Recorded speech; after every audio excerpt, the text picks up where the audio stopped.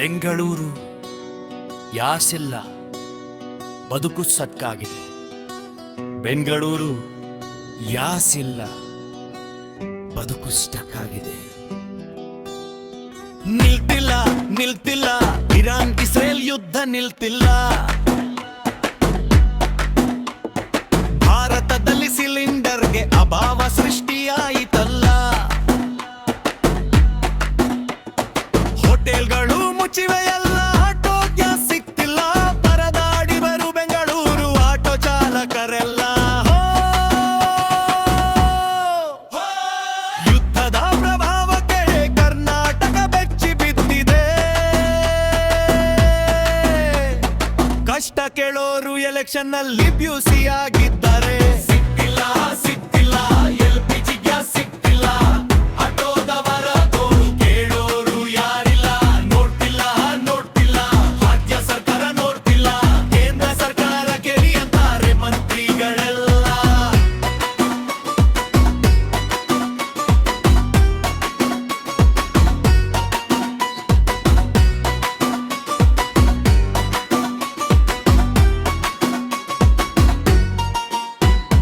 ಗಂಟೆಗಟ್ಟಲೆ ಕ್ಯೂನಲ್ಲಿ ನಿಂತ್ರು ಗ್ಯಾಸ್ ಸಿಕ್ತಿಲ್ಲ. ರಾತ್ರಿ ಎಲ್ಲ ಕಾದ್ರು ಅರ್ಧ ಅಡಿ ಮುಂದಕ್ಕೆ ಹೋಗ್ತಿಲ್ಲ.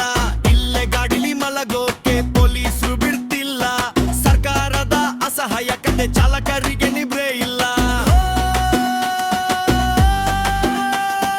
ಜೀವ ತುಂಬಾ ಕಷ್ಟ ಆಯ್ತಿದೆ, ಆಟೋದವರ ಕಂಡ್ರೆ ನೋವಾಯ್ತಿದೆ.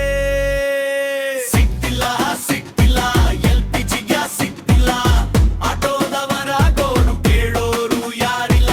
ನೋಡ್ತಿಲ್ಲ ನೋಡ್ತಿಲ್ಲ, ರಾಜ್ಯ ಸರ್ಕಾರ ನೋಡ್ತಿಲ್ಲ.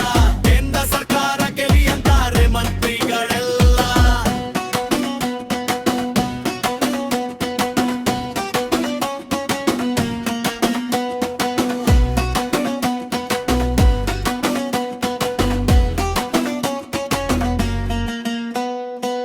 ಒಂದೆಡೆ ರೇಟ್ ದುಬಾರಿ ಕಾಣ್ತಿದೆ ಸಾವಿನ ದಾರಿ.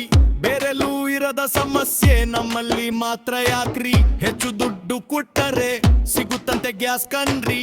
ಇದನ್ನೆಲ್ಲ ಕೇಳೋ ಅಧಿಕಾರಿಗಳು ಎಲ್ಲೋದ್ರಿ. ಆಟೋದವರ ಕಂಡ್ರೆ ಯಾಕಿಷ್ಟು ತಾತ್ಸರ. ಅವರಿದ್ದರೆ ಬೆಂಗಳೂರು ಮಂದಿ ಸುರಕ್ಷಿತ ಸಂಸಾರ.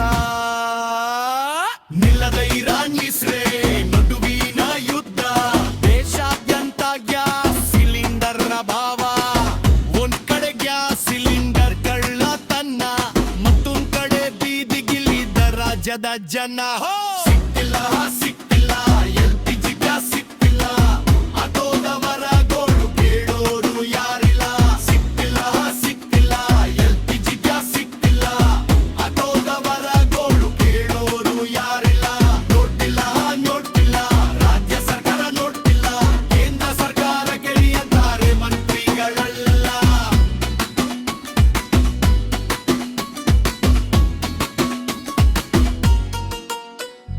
ಸಿಕ್ತಿಲ್ಲ ಸಿಕ್ತಿಲ್ಲ.